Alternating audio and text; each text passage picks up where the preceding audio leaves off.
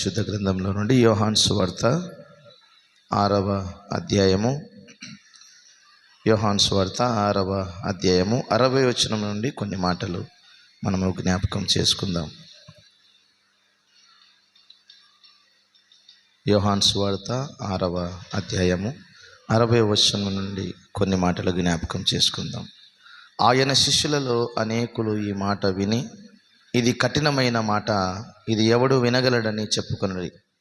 యేసు తన శిష్యులు దీనిని గూర్చి సనువుకొనుచున్నారని తనకు తానే ఎరిగి వారితో ఇట్లనెను, దీని వలన మీరు అభ్యంతరపడుచున్నారా? అలాగైతే మనుష్య కుమారుడు మునుపున్న చోటునకు ఎక్కుట మీరు చూచినట్లా ఏమందరు?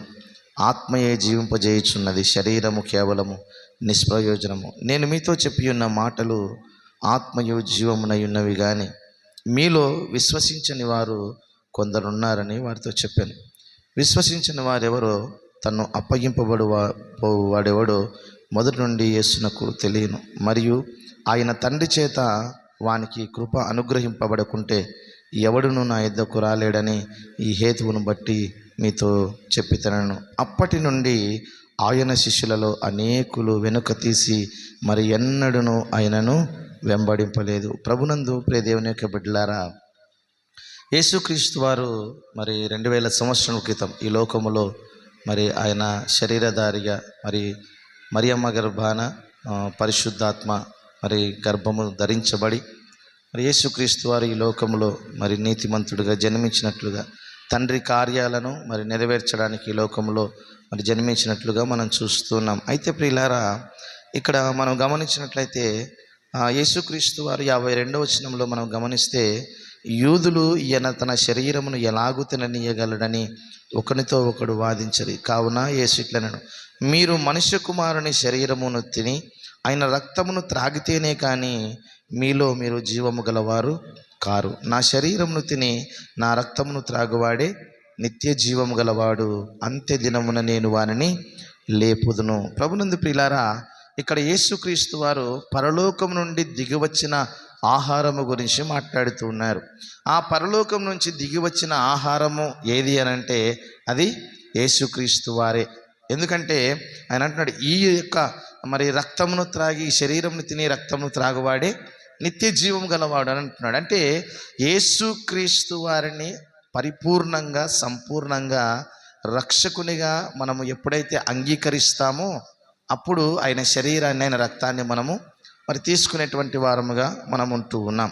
ఈ మాట చెప్పినప్పుడు ప్రియులారా, యూదులందరూ అనుకుంటున్నారంట, ఈయన ఎలాగైనా శరీరాన్ని ఈయన రక్తాన్ని ఎలాగా మనము తీసుకోగలం అని యూదులు అనుకుంటూ ఉన్నప్పుడు, ఒకవేళ వాళ్ళతో చెబుతున్నాడు, మీరు ఇశ్రాయేలీలు అరణ్యములో మన్నాను వారు భుజించినా కూడా వారు మరణించిన వారుగా ఉన్నారు, కానీ ఈ నా శరీరమును తిని రక్తమును త్రాగువాడు మరి నిత్య జీవం గలవాడు. అంటే నిత్యము జీవాన్ని ఇచ్చేటువంటి ఈ శరీరం అంటే ప్రభు యేసుక్రీస్తు వారి యొక్క మరి శిలువ శ్రమల మరణ పునరుద్ధానములో మరి జ్ఞాపకముగా చేసుకున్నటువంటి ఆయన శరీరాన్ని ఆయన రక్తాన్ని మనము మరి ప్రార్థనాపూర్వకముగా పవిత్రముగా మనం తీసుకోగలిగితే అంత్య దినాన నేను వారిని లేపుతానని సెలవిస్తున్నాడు. ఇప్పటి కొరకు కాదు కానీ ప్రియులారా, ఇప్పుడు ప్రస్తుతం తీసుకునడం మాత్రం కాదు, కానీ ఈ లోకంలో మనం గమనిస్తే చనిపోయిన వారందరూ కూడా తిరిగి మరలా జన్మించినట్లుగా ఎక్కడ చూడలేదు మనం, అవునా? చనిపోయిన వారు ఇప్పటికీ కొన్ని దశాబ్దాలుగా చనిపోయిన వారు అనేకులు ఉన్నారు. వారు మరలా జన్మించారంటే వారు ఎవరు కూడా మరలా తిరిగి జన్మించలేదు. ఎవరి జీవితం వాళ్ళదే, ఎవరి బ్రతుకు వాళ్ళదే. కాబట్టి వాళ్ళందరూ కూడా సమాధులలో ఉన్నారు.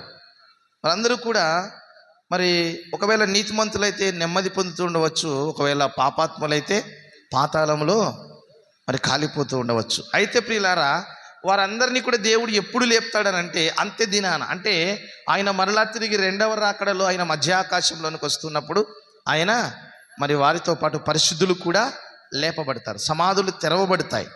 అయితే ప్రభునందు ప్రియులారా, ఇక్కడ యేసుక్రీస్తు వారు ఈ మాట చెబుతూ ఉన్నప్పుడు అక్కడ ఉన్నటువంటి యూదులందరూ కూడా ఈయన శరీరాన్ని ఈయన రక్తాన్ని ఎలా తీసుకుంటాం మనం, ఇది కరెక్ట్ కాదు అని చెప్పి అందరూ కూడా ఏమైపోయారంటే వెనక తీసిపోయారంట ప్రియులారా. అందరూ కూడా వెనక తీసిపోయారు. కానీ యేసుక్రీస్తు వారికి తెలుసు ఎవరు నా దగ్గర నిలబడతారు, ఎవరు తొలగిపోతారు. అందుకే ఇక్కడ ఏమంటున్నాడంటే 64వ వచనంలో మనం చూస్తే, మీలో విశ్వసించని వారు కొందరు ఉన్నారని వారితో చెప్పాను. విశ్వసించని వారెవరో, తన్ను అప్పగింపబడబోవాడు ఎవడో మొదటి నుండే యేసుకు తెలుసంట. ప్రియులారా, ఇక్కడ కూడా మనం మన సంఘములలో, ఇక్కడే కదా ఎక్కడైనా సంఘాలలో కానీ ప్రపంచ దేశాలలో కానీ క్రైస్తవులమని నామకార్థపు క్రైస్తవ్యాన్ని స్వీకరించేటువంటి వారు అనేకులు ఉన్నారు. ఒకవేళ ఇప్పటికిప్పుడు ఎవరైనా శత్రువులు వచ్చి మీరు క్రీస్తు పేరెత్తితే చంపేస్తాం అని అన్నప్పుడు, ఒకవేళ చావుకు భయపడి నాడు మనము క్రీస్తుని అంగీకరించలేకపోవచ్చు. అవునా? అంగీకరిస్తారా? సరే, ఒకవేళ మన పిల్లల్ని చంపడానికి ఒకవేళ వస్తే, మన పిల్లల్ని చంపుతున్నప్పుడైనా మేము చెప్పంలేండి అంటామా లేదా? అంటే భయం.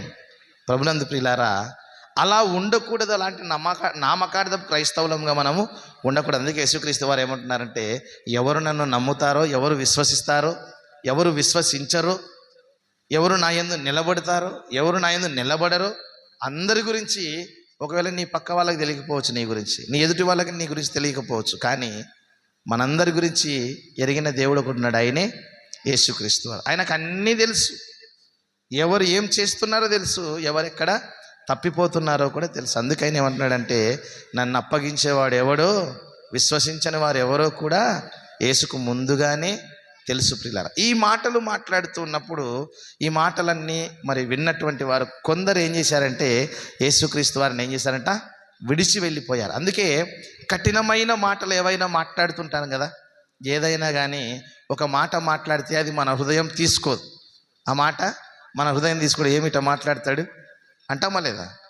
అంటే యథార్థంగా మాట్లాడుతూ ఉన్నప్పుడు కొన్ని మాటలు ఏం చేయాలంట, గద్దింపు అంటారు. దాన్ని ఏమంటారంటే, అరవడం కాదు, లేదంటే తిరస్కారం చేయడం కాదు, లేదంటే ఇంకోటో మీ మీద కోపమో పగనో ద్వేషమో కాదు. అదేంటంటే ప్రియుల గద్దింపు. అది గద్దింపు. యేసుక్రీస్తు వారు ఈ మాటలు మాట్లాడుతున్నప్పుడు అనేక మంది యూదులలో ఈ మాటలు చాలా కఠినమైనవి, ఈయన శరీరాన్ని మేము ఎలా తింటాం, మాకు అవసరం లేదని చెప్పేసి కొంతమంది ఏం చేశారంట, వెనక్కి వెళ్ళిపోయారంట. ప్రియులారా, అయితే యేసుక్రీస్తు వారి దగ్గర ఉన్నటువంటి శిష్యులను మాత్రం యేసుక్రీస్తు వారు, మీరు కూడా వెళ్ళిపోతారా? ఏంటంట, మీరు కూడా వెళ్ళిపోతారు. ఆ మాటను కింది మాటలో చూస్తున్నాం చూడండి ప్రియులారా. కింది మాటలో మనం జ్ఞాపకం చేసుకున్నట్లయితే ఇక్కడ అంటున్నాడు చూడండి, 66వ వచనాన్ని మనం చూద్దాం. అప్పటి నుండి ఆయన శిష్యులలో అనేకులు వెనక తీసిరి. అంటే అనేకులు అని అంటే యేసుక్రీస్తు వారికి శిష్యులు చాలామంది ఉన్నారు, ఆయనను వెంబడించేవారు ఉన్నారు, కానీ ప్రత్యేకింపబడిన వారు మాత్రం 12 మంది.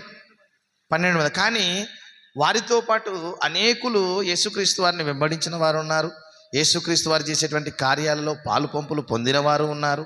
కానీ ప్రియులారా, వీళ్ళలో కూడా యేసుక్రీస్తుని విశ్వసించని వారు ఏం చేశారంట, వెనక్కి వెళ్ళిపోయారు. ప్రభునందు ప్రియులారా, నాగటి మీద చేయి పెట్టి వెనుక తట్టు చూచువాడెవడు దేవుని రాజ్యానికి పాత్రుడు కాడు. ఈనాడు బాప్తిస్మాలు తీసుకున్నాం, మనం రక్షణ పొందుకున్నాం.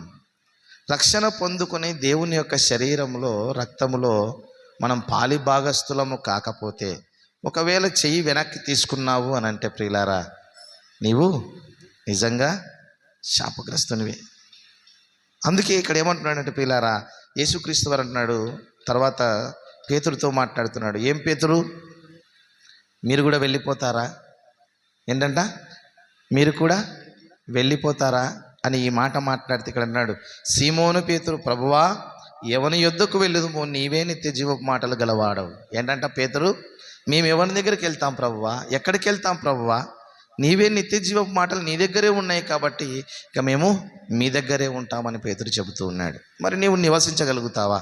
దేవుని దగ్గర ప్రియులారా, మీరు గమనించండి, శ్రమ ఉంటుంది, కష్టం ఉంటుంది, బాధ ఉంటుంది, ఇరుకులు ఉంటాయి, ఇబ్బందులు ఉంటాయి, అన్నీ ఉంటాయి. కానీ ప్రతి వాటిలో నుంచి తప్పించగలిగేటువంటి శక్తిని కూడా దేవుడిస్తాడు. ఈ మాటని జ్ఞాపకం చేసుకోండి.